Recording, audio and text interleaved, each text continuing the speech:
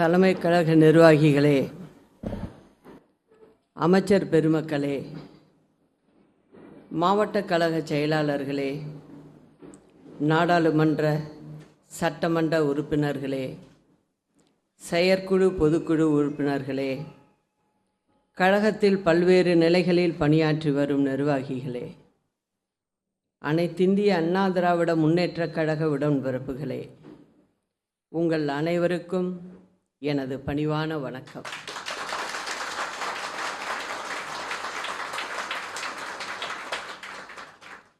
என் உயிரில் நான் சுமக்கிற அம்மாவை எந்நாளும் நெஞ்சத்தில் சுமந்து வாழும் என் அன்பு சகோதர சகோதரிகளே, உலகமே வியக்கிற வெற்றிகளால் அனைத்திந்திய அண்ணா திராவிட முன்னேற்றக் கழகத்தை வழிநடத்திய நம் அம்மா இப்போது நம்மிடம் இல்லாத நிலையில் இன்னும் 100 ஆண்டுகள் ஆனாலும் கழகம்தான் தமிழகத்தை ஆளும் என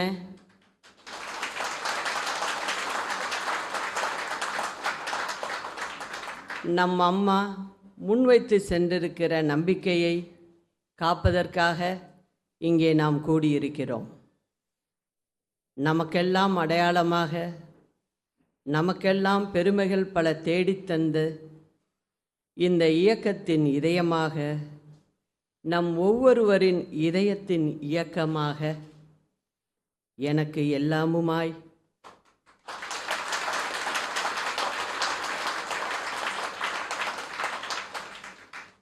எனக்கு மட்டுமல்ல நம் அனைவருக்கும் எல்லாமுமாய் திகழ்ந்த நம் இதய தெய்வம் அம்மா அவர்களை வணங்குகிறேன்.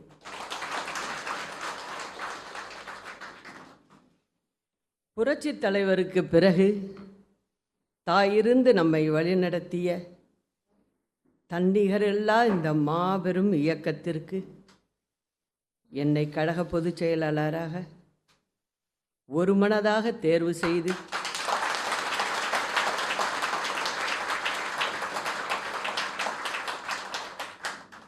அம்மாவின் வழியில் கழக பணியாற்றிட என்னை பணித்தமைக்காக உங்கள் அனைவருக்கும் என் நெஞ்சார்ந்த நன்றியை தெரிவித்துக் கொள்கிறேன்.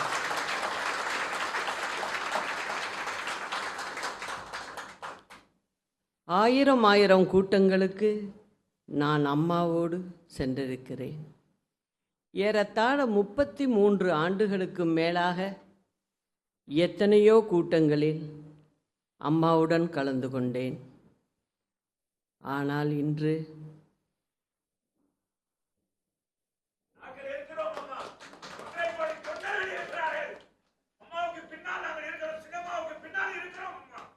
மேடைக்கு வந்து உங்களிடையே பேசுகிற ஒரு சூழல்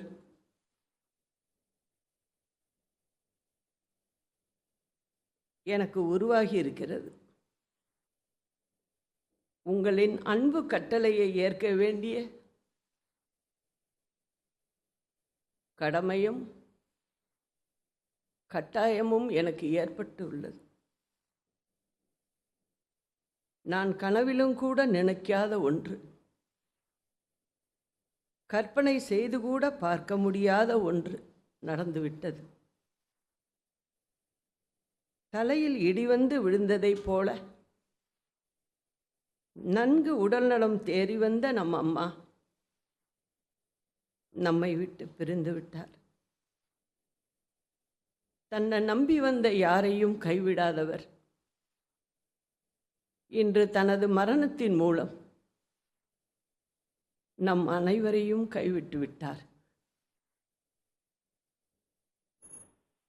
நம் அம்மாவுக்கு இந்த இயக்கம்தான் வாழ்க்கை,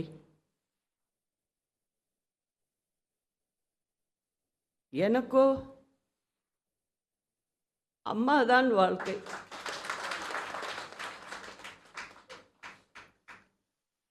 ஆனால் இறைவன் தன் அன்பு மகளை தன்னிடம் அழைத்து கொண்டு விட்டார். 75 நாட்கள் எவ்வளவோ போராட்டங்கள், நம் அம்மாவை மீட்டுவிட வேண்டும் என்கிற மருத்துவர்கள் போராட்டத்தோடு கோடான கோடி தொண்டர்களாகிய நமது ஆன்மீக வழிபாடுகளும் ஒன்று சேர அவை நம் அம்மாவை காப்பாற்றிவிடும் என்று நான் உறுதியாக நம்பினேன்.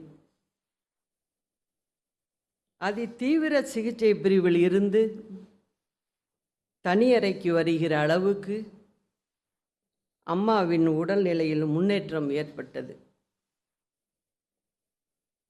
எய்ம்ஸ் மருத்துவர்களை வரவழைத்தும் தலை சிறந்த சிகிச்சைகள் மேற்கொண்டோம். லண்டன் மருத்துவர்களை தொடர்ந்து சிங்கப்பூர் மருத்துவர்களின் பிசியோதெரப்பி சிகிச்சை தொடங்கப்பட்டது. இன்னும் சில நாளில் அம்மாவை பூரண நலம் பெற்ற முழுமதியாக போயஸ் தோட்டத்திற்கு அழைத்து வந்து விடுவேன் என்ற நம்பிக்கையோடு காத்திருந்த வேளையில் அம்மாவின் இதய துடிப்பை நிறுத்தி 10 கோடி தமிழ் மக்களின் பாசத்தாயை நம்மிடம் இருந்து இறைவன் பறித்து கொண்டான்.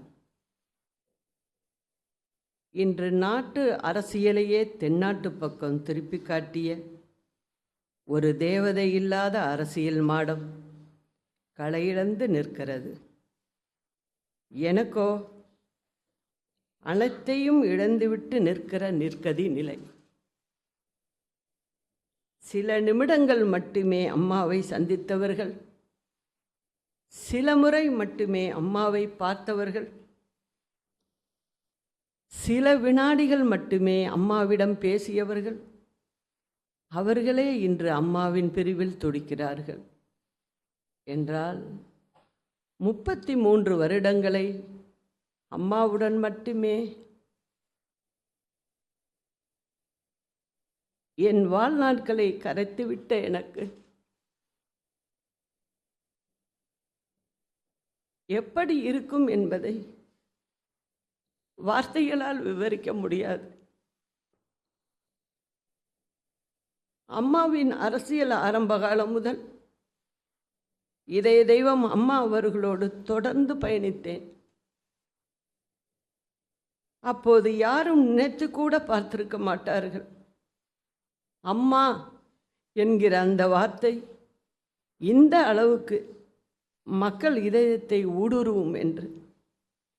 ஆனால் இத்தனை ஆண்டுகள் அவரோடு இருந்த என் ஆசையெல்லாம் அவர் நன்றாக இருக்க வேண்டும் என்பது மட்டும்தான். அக்கா கோட்டைக்கு கிளம்பிட்டீங்களா? அக்கா மதிய சாப்பாட்டிற்கு என்ன வேண்டும் என அனுதினமும் அம்மாவை பற்றிய சிந்திப்புகளிலேயே என் வாழ்நாட்களை செலவழித்தவள் நான். எனக்கு இப்போது 62 வயது ஆகிறது. கடந்த 33 ஆண்டுகளாக என்னுடைய 29வது வயது முதல் நம் இதய தெய்வம் அம்மாவோடு தான் இருந்துள்ளேன். அவரை விட்டு நான் பிரிந்திருந்த நாட்கள் மிக மிக குறைவு. அதை நாட்கள் என்று சொல்வதை விட அவருடைய கம்பீர குரலை நான் கேட்காத நேரம் குறைவு என்றுதான் சொல்ல வேண்டும். அம்மாவும் கழகமுமே உலகம் என்று வாழ்ந்த என்னை உங்களின் அன்பு கட்டளை எஞ்சியிருக்கும் காலத்தை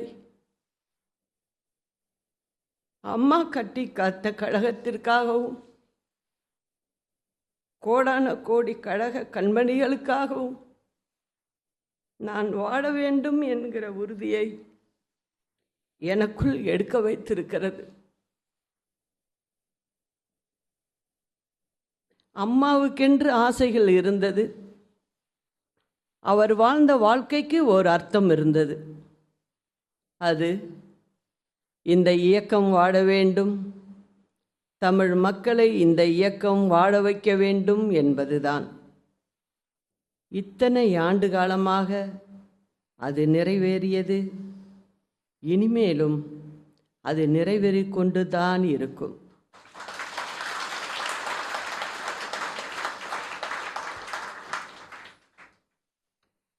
தனக்கு பின்னால் இன்னும் எத்தனை நூற்றாண்டுகளானாலும் அனைத்திந்திய அண்ணா திராவிட முன்னேற்றக் கழகம் மக்களுக்காகவே இயங்கும் என்று சட்டமன்றத்திலே நம் அரசியல் எதிரிகளுக்கு முன்னால் நம் அம்மா சிங்கம் போல கர்ஜித்தார். அது அவர்களுக்கு மட்டும் பதிலல்ல, அம்மா இந்த உலகுக்கே சொன்ன செய்தி அது.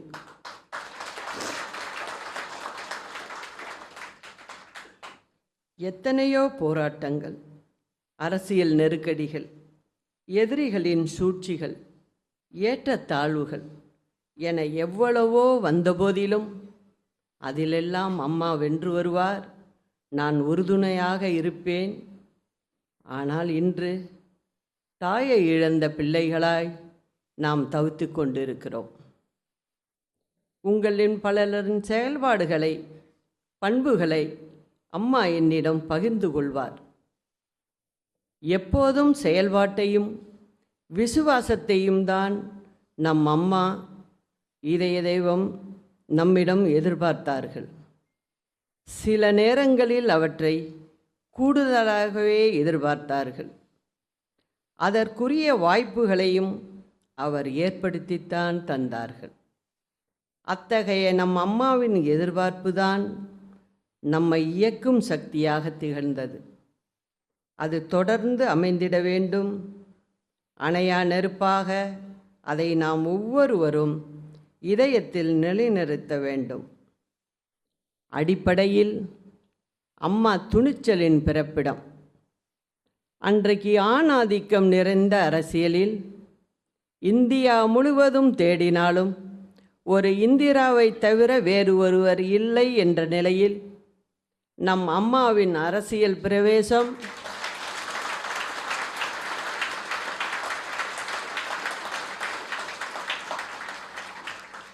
பெண் இனத்திற்கே ஒரு வழிகாட்டுதலையும் வலிமையையும் நம்பிக்கையையும் கொடுத்தது.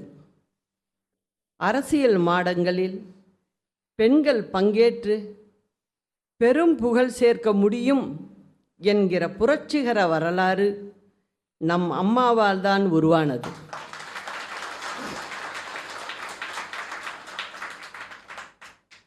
இந்த இயக்கத்தின் மிக பெரும் ஊக்க சக்தியே தாய்மார்கள்தான் என்பதை கண்டு உலகமே வியக்கிறது.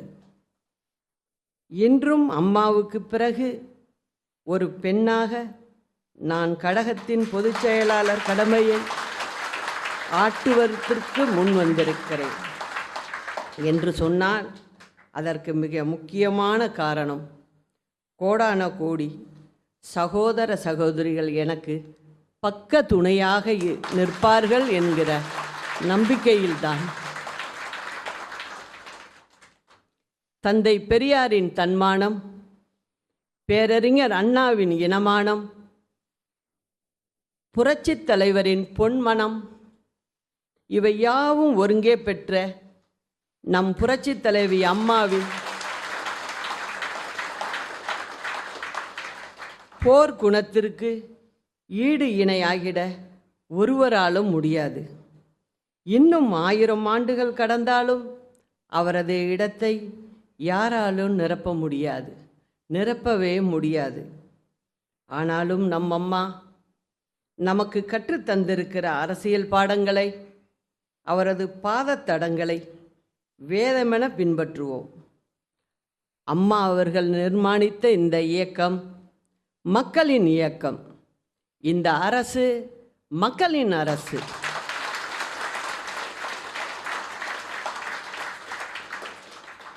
அவர் காட்டிய வழியில்தான் நம் பாதை, அவர் காட்டிய பாதையில்தான் நமது பயணம்.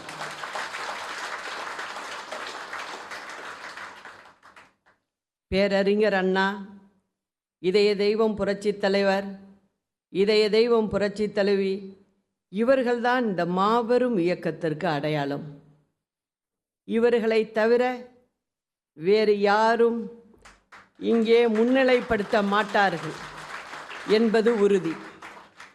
நம் புரட்சி தலைவரும் சரி, நம் புரட்சி தலைவி அம்மாவும் சரி, சாதி சமய வேறுபாடுகளுக்கு அப்பாற்பட்ட மாபெரும் தலைவர்கள்.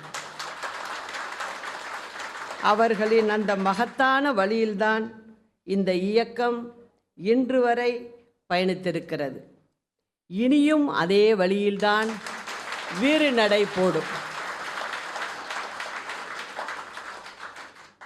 நம் அம்மா எந்த வேகத்தில் இந்த இயக்கத்தை வழிநடத்தினார்களோ அதே வேகத்தோடு, எந்த இராணுவ கட்டுப்பாட்டோடு அனைத்திந்திய அண்ணா திராவிட முன்னேற்றக் கழகத்தை நம் அம்மா வைத்திருந்தார்களோ அதில் கடுகளவும் குறையாத அதே கட்டுப்பாட்டோடு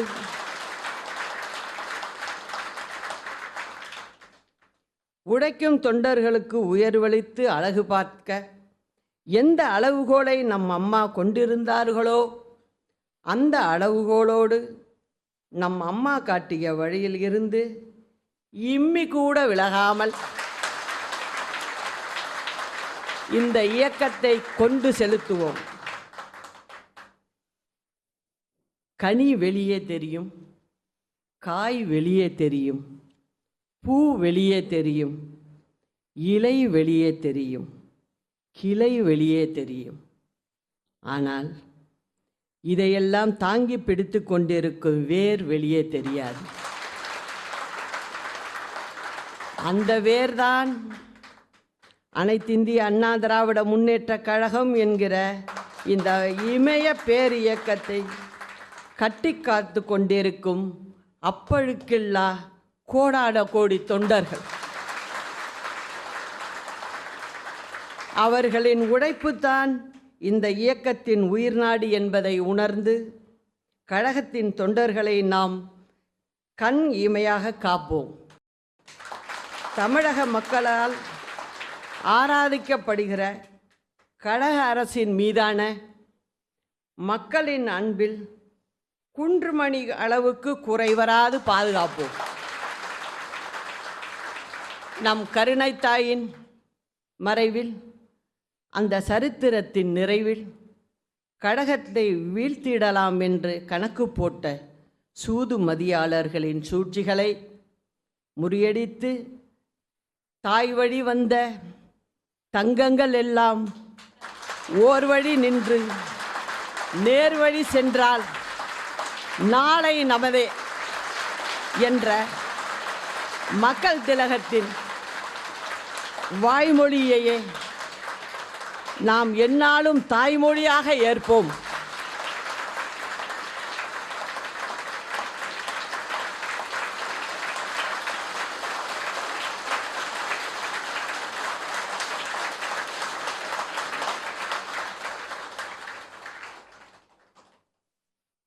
அனைத்திந்திய அண்ணா திராவிட முன்னேற்றக் கழக நிறுவன தலைவர் புரட்சித் தலைவர் டாக்டர் எம்ஜிஆர் அவர்களின் பிறந்தநாள் நூற்றாண்டு விழா ஜனவரி மாதம் 17ஆம் தேதி அன்று தொடங்குகிறது. இவ்விழாவினை நாடு போற்றும் வகையில் கொண்டாட வேண்டும் என்பது புரட்சித் தலைவி அம்மா அவர்களின் கனவாக இருந்தது. அம்மா அவர்களின் கனவை நிறைவேற்றும் வண்ணம் புரட்சித் தலைவரின் பிறந்தநாள் நூற்றாண்டு விழா கழகத்தின் சார்பில் ஆண்டு முழுவதும் சிறப்பாக கொண்டாடப்படும்.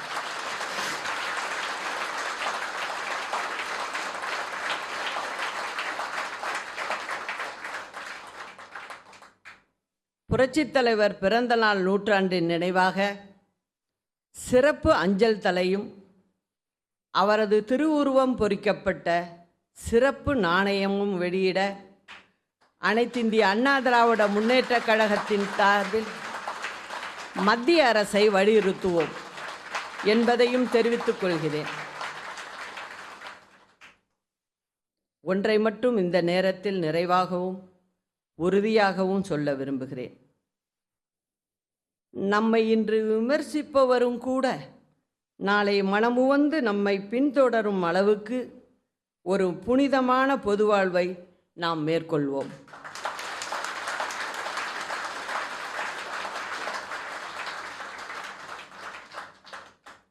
இன்னும் எவ்வளவு காலம் நான் வாழ்கிறேனோ அதன் முழுமையையும் கழகத்தின் நலத்திற்கும் தமிழகத்தின் வளர்ச்சிக்கும் உரித்தாக்கி கொண்டு உழைப்பேன்.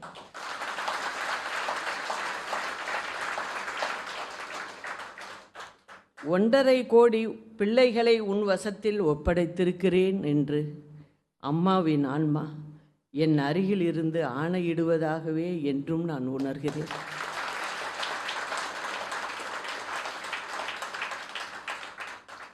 புரட்சித் தலைவி அம்மா அவர்களின் லட்சிய கனவுகளை உயிராக காப்பதற்கு நாம் அனைவரும் இந்நாளில் உறுதியேற்போம்.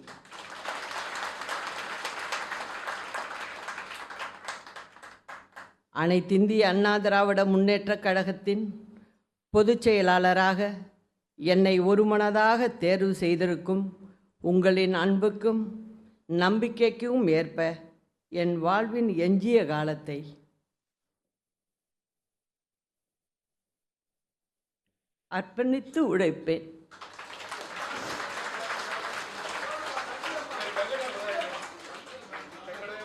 நமது பண்பாட்டையும் கலாச்சாரத்தையும் அம்மா வழியில் பின்பற்றுவோம்.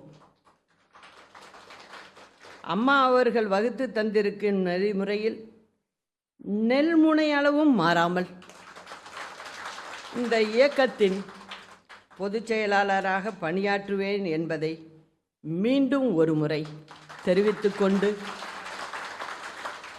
என்னுடைய பணிகளெல்லாம் வெற்றி பெற உங்களின் ஒத்துழைப்பும் இறைவனின் ஆசிர்வாதத்தையும் வேண்டுகிறேன்.